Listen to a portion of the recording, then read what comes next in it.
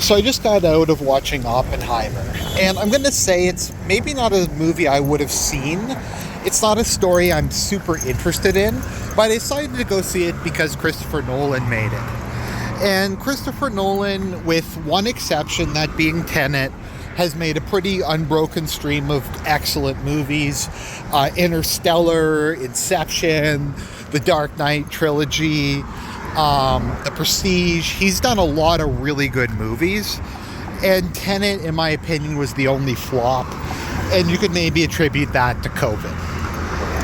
But I decided to go see it because Dunkirk was another story that I wasn't particularly interested in seeing a movie about, but he made it into arguably the greatest war movie ever made, in my opinion.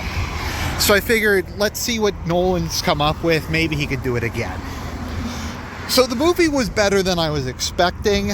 If you're interested in, I guess, kind of character studies, history, the Cold War, the nuclear program, obviously, I'd recommend going to see it. Something I did notice as I was watching the film, though, was that I didn't really like the first half as much as the second. I felt the film got better as time goes on. I didn't particularly enjoy the stuff about his early life and his time as a professor and his time at the university. Once we actually got into the Manhattan Project and the aftermath of it, I thought that was a lot better. So my kind of, I would have given the movie maybe a 6 or a 7 in the first half, and the second half is maybe an 8 to a 9. So I think overall I'd probably give this film an 8 out of 10, which is, I think, pretty fair, especially considering, like I said, it wasn't a topic I was super interested in. So, Oppenheimer. It reminds me a lot of Citizen Kane.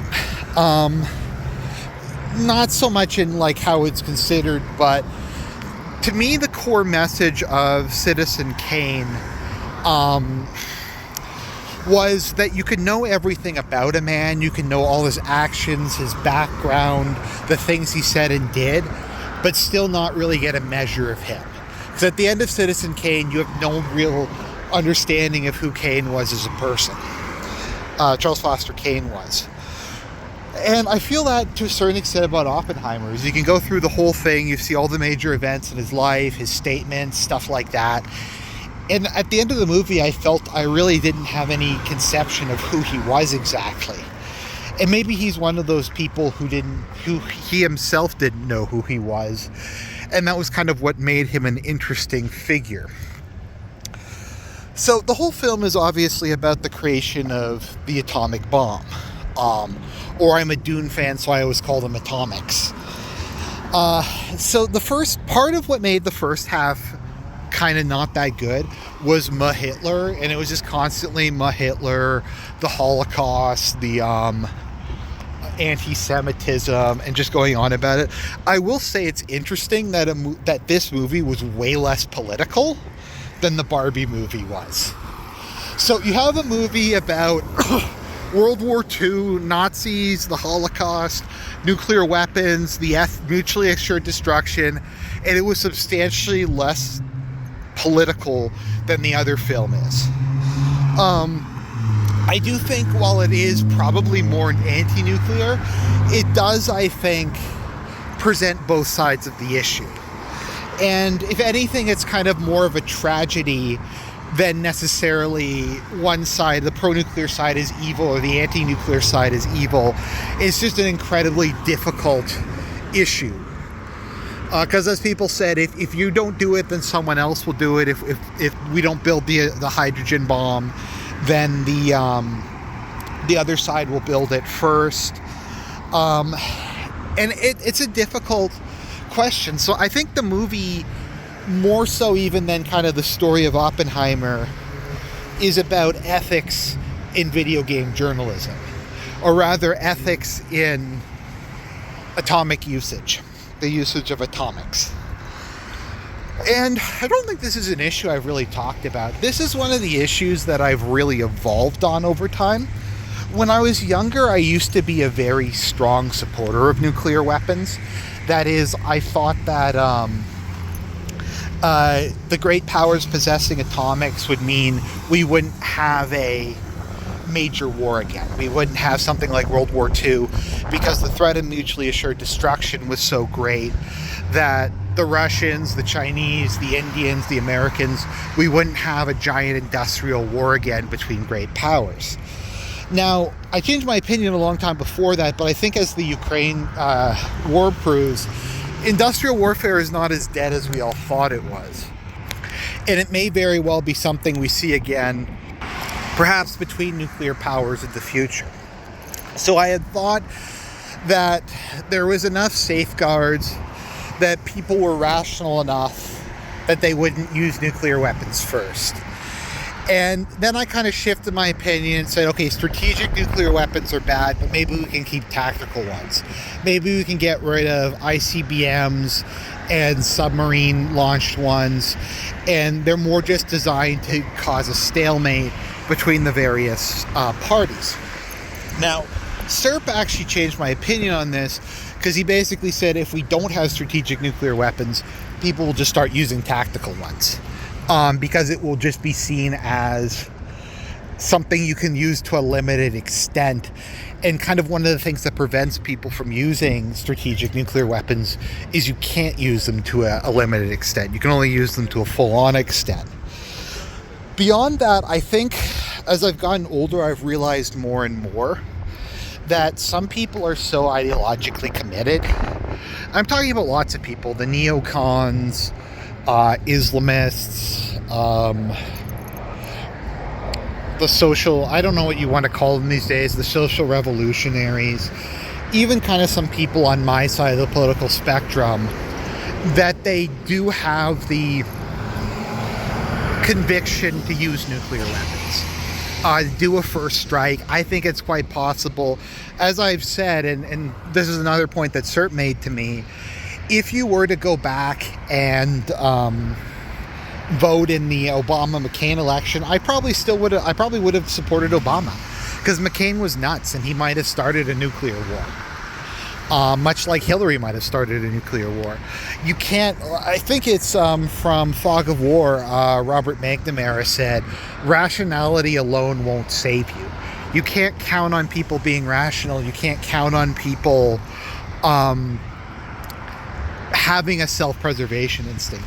I think that's another thing that I've changed a lot over time, is I used to have some faith in people's ability to think in rational self-interest and to want to preserve themselves. And I find every time over the years that I've bet on people's desire to preserve themselves, it turns out wrong.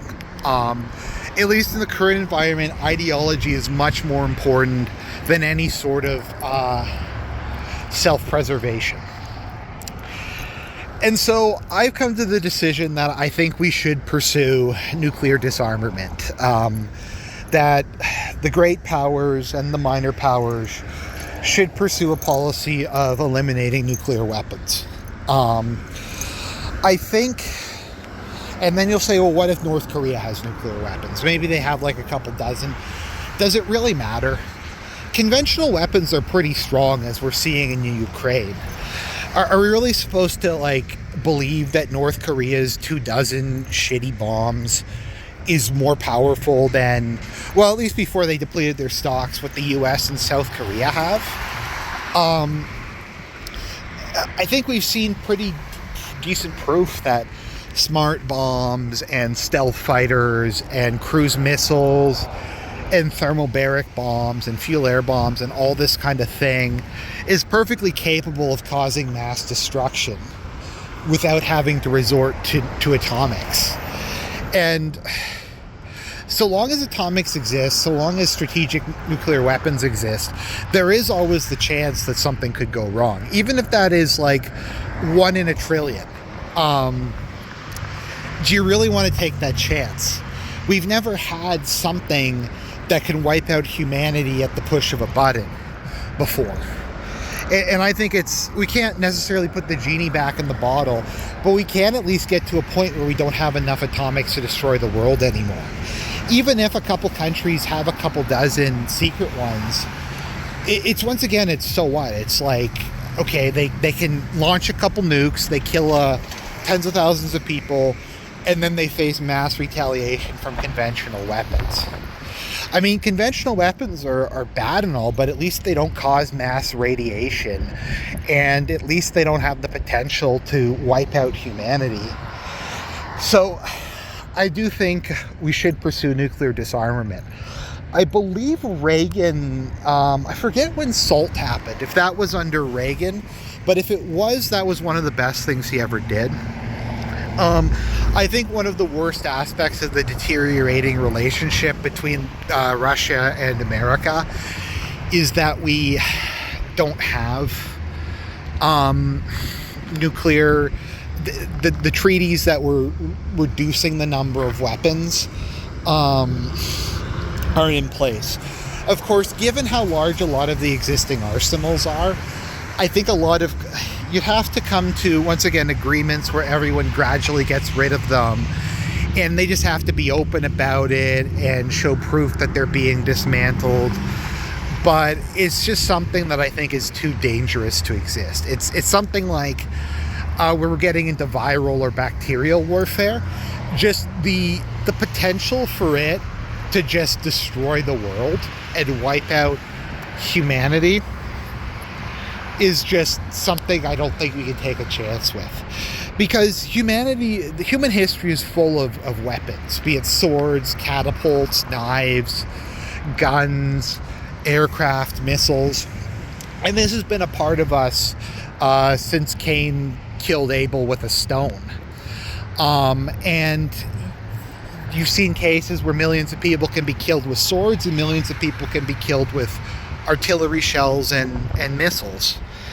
And there's nothing new about that. It's maybe more efficient, it's maybe more flashy, but humans have and will continue to kill each other using weapons. But the idea of weapons that can wipe out the world is something new. And I think Oppenheimer was probably right ultimately, that it was something that needed to be governed by international treaty. It was something that needed to have strict limitations on it, or some sort of, like I said, agreement. I guess once again, though, the issue is if America didn't mass produce them, the Soviets would. And if the Soviets had a first strike capability to wipe out America, if they had enough atomics to wipe out America, but America didn't have enough to wipe out the Soviet Union, they could win in a first strike war. Although no one can really win in a nuclear war, because a nuclear war would involve mass irradiation and destruction on a level that the world has never seen. So I think this movie does explore that a bit. I got kind of completely off topic. Well, no, I mean completely on topic, but I didn't really talk about the film. It's a good movie, good action, very well edited. Nolan is a master cinematographer. I definitely recommend going see it. I think 3 hours is too long and it's self-indulgent. I think you could have cut it down to 2.5 hours. Maybe even at least 2.5 hours, and it would have flowed better, and it would have been less self-indulgent. There would have been less bloat. So those are my thoughts on Oppenheimer. I recommend the movie. Maybe if I ever do my long promise video, liberal positions I hold, I can talk about nuclear disarmament as one of them. So God bless everybody, and I'll talk to you again real soon.